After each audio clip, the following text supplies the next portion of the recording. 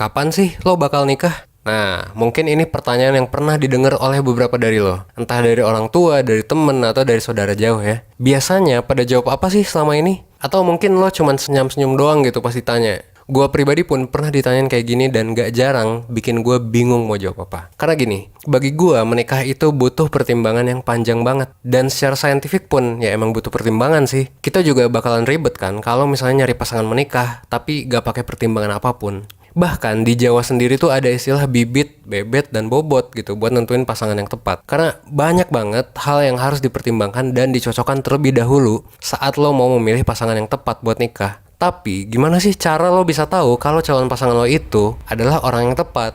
Beberapa dari kalian mungkin percaya ya kalau jodoh itu bakal datang seiring berjalannya waktu, bahwa perjalanan tuh bakal mempertemukan orang-orang dengan tujuan yang sama. Tapi apakah benar? Yakin lo nanti bakal nemu orang yang tepat seiring dengan berjalannya waktu? Kalau menurut gue bisa jadi iya, bisa jadi juga enggak gitu. Tapi yang jelas bakal lebih bagus nih kalau lo udah nyiapin dari sekarang hal-hal penting yang perlu lo siapin sebelum lo menikah. Makanya di video ini gue bakal share nih 8 hal penting yang perlu lo siapin sebelum nikah. Apa aja tuh?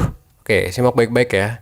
Pertama, komitmen. Lo siap gak nih untuk berkomitmen dengan satu orang dalam waktu yang lama? Karena nikah itu butuh komitmen. Lo itu kalau udah nikah ya, di-expect untuk bertahan lama dengan pasangan lo. Ya kalau cuman beberapa bulan sih ya ngapain juga nikah kan gitu. Dan kalau kalian udah nikah nanti, bakal banyak banget tantangan yang bakal lo alami nih. Mulai dari pasangan lo mulai menua kan gitu. Munculnya anak dalam hubungan lo dan lain sebagainya. Makanya di sini yang paling penting banget itu adalah komitmen. So, pertanyaan yang perlu lo jawab adalah kira-kira lo udah siap belum nih untuk berkomitmen dalam jangka waktu yang sangat panjang sama satu orang tertentu ini gitu. Karena kalau belum siap, ya mungkin lo harus pikir-pikir lagi untuk nikah gitu.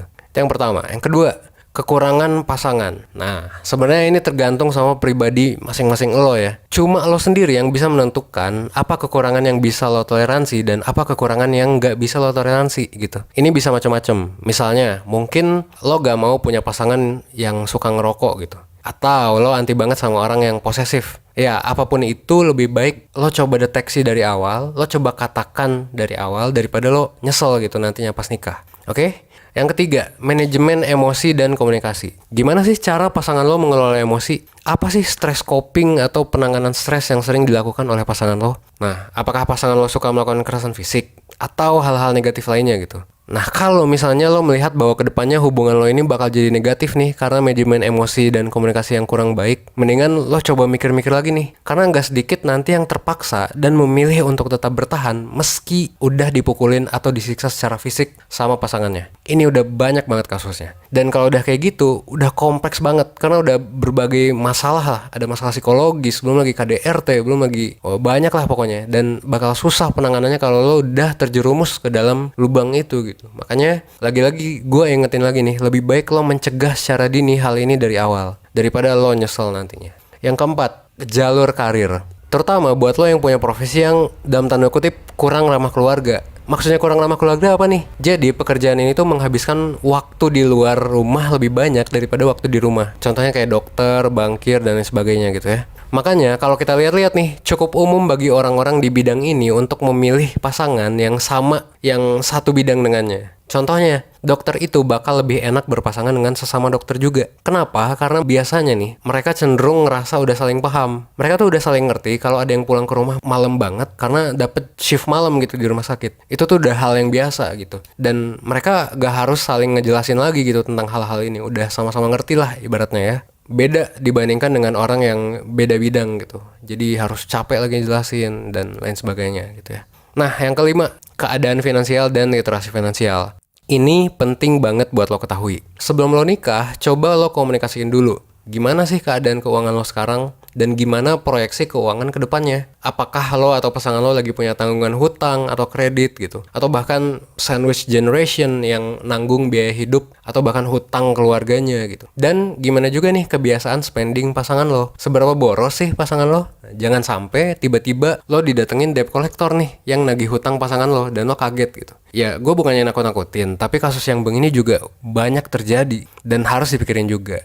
Yang keenam, tempat tinggal. Lo harus udah siap nih. Terkait tempat tinggal bukan berarti lo harus punya rumah sendiri, tapi harus tahu nih nanti bakal ngapain. Misalnya, kalau lo punya rumah sendiri, lo harus gimana? Kalau misalnya lo nginep di rumah mertua, lo harus gimana dan sebagainya gitu. Itu harus dipikirin. Dan kalau nih misalnya ya, lo tinggal di rumah mertua, lo tuh perlu siap-siap menangani hal-hal yang sekiranya nih bakal berpengaruh ke rumah tangga lo. Meskipun terkesan remeh gitu sekarang ya. Karena kalau misalnya lo tinggal sama mertua, rumah ini tuh bukan punya lo gitu yang lo tinggalin tuh, tapi punya mertua, punya orang lain di luar dari hubungan pernikahan lo gitu. Makanya lo harus banyak siap-siap dan mungkin nantinya harus banyak beradaptasi juga. Mungkin yang sekarang lo awalnya nggak nyuci piring misalnya, tapi kalau lo tinggal di rumah mertua, mungkin lo harus nyuci piring dan lain sebagainya gitu ya.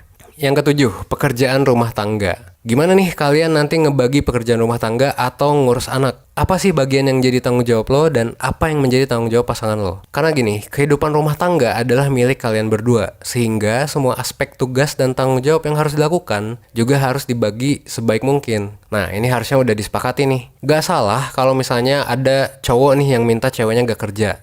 Nggak salah kok. Dan nggak salah juga kalau ceweknya nih misalnya mau kerja dan berkarir. Yang penting disepakati dulu nih role-nya bareng-bareng. Kalau dari gue sih gini, selama keduanya nyaman, ya nggak apa-apa gitu. Aman lah pokoknya. Yang penting didiskusiin dulu, disepakati dulu bareng-bareng. Yang kedelapan, penerimaan antar keluarga, terutama terkait agama, ras, adat istiadat, garis keturunan, dan ya values-values yang dianut oleh masing-masing keluarga. Ini umum banget terjadi di Indonesia, karena kita kan multikultural ya, dan kondisi keluarga-keluarga di kita itu cukup beragam dengan titisan adat masing-masing yang mungkin di beberapa daerah itu cukup kental gitu. Ini harus disiapin dan harus lo pikirin sebelum lo memutuskan untuk melamar si pasangan lo ini. Karena nggak enak juga kalau lo udah niat serius, tapi pada akhirnya hubungannya malah kandas gara-gara masalah keluarga gitu dan adat istiadat. Nah, gitu aja. Itu 8 hal yang krusial banget buat lo bahas dengan pasangan lo sebelum nikah. Dan 8 hal ini meskipun terkesannya banyak banget tadi, ini kebanyakan baru ngomongin kecocokan antar pasangan. Kita juga belum bahas nih satu komponen lain yang cukup krusial juga dalam sebuah pernikahan.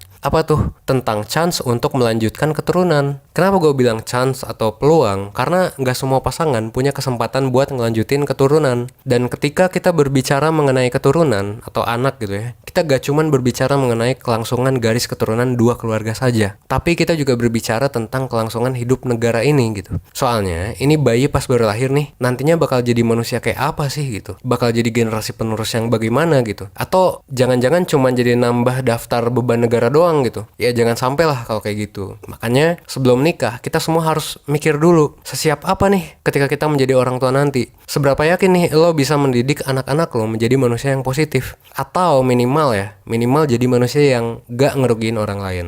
Well, kalau ini mungkin bahasan lain, nanti mungkin gue akan buat video lagi. Intinya gitu aja. Akhir kata gue mau bilang bahwa gak ada nih kehidupan pernikahan yang sempurna 100%. Tapi semoga dengan pembahasan ini gue bisa ngebikin kehidupan pernikahan lo nanti seenggaknya 1% lebih bahagia, 1% lebih baik daripada yang lo ekspektasiin. Gue Evan, thanks.